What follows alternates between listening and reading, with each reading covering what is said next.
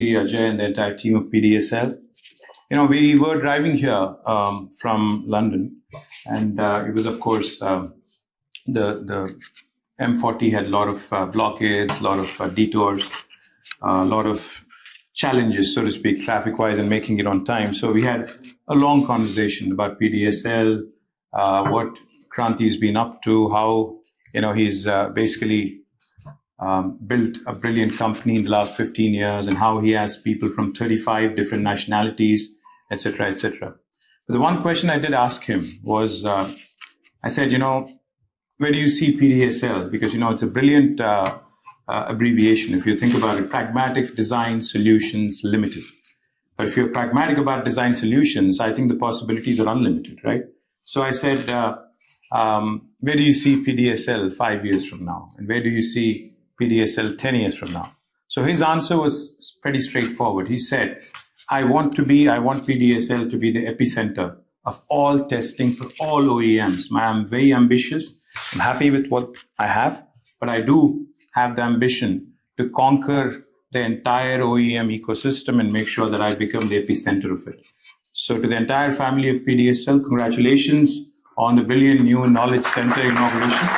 And also, I do hope, like I said, when your design solutions are pragmatic, you're only limited by imagination in terms of your growth. So I do hope and pray that this institution goes on to become something truly, truly brilliant.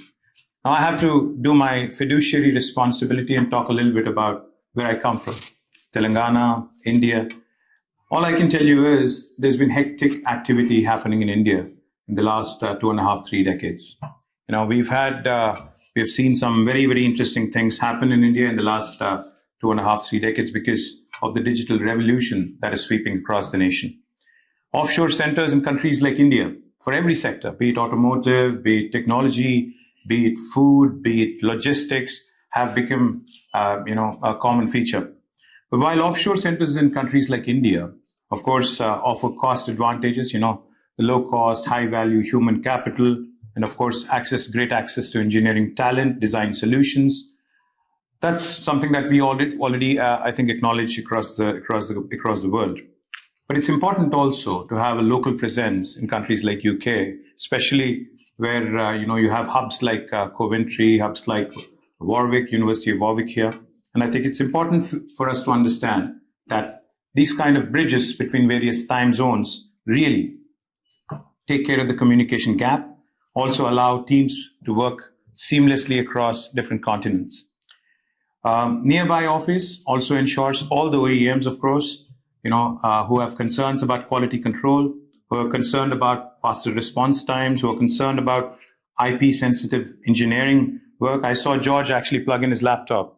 I think you were not allowed to share that data with a generic machine here. So probably the IP sensitivity that comes with a near shore center is something that cannot be replaced.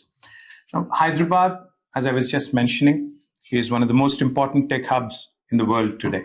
For those of you who do not know, I would like to quickly mention this one thing, and you'd probably understand how well Hyderabad is done.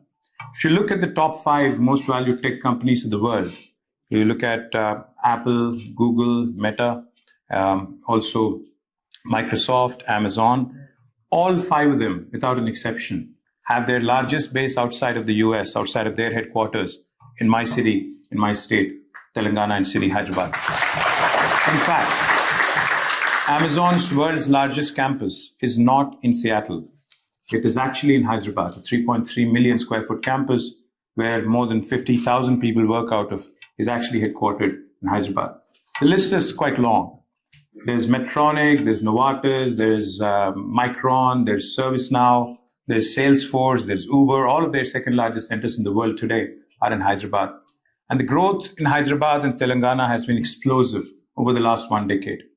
In 2014, when the new state of Telangana was formed, our total number of people employed in the technology sector was about 323,000 people, 323,000 jobs.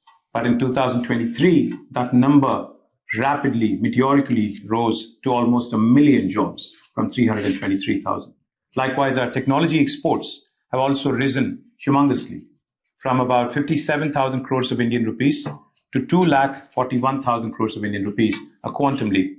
Now, the reason why I mention this is because not only do we have strengths in life sciences and technology, we also have a strong local industry presence in terms of automotives as well.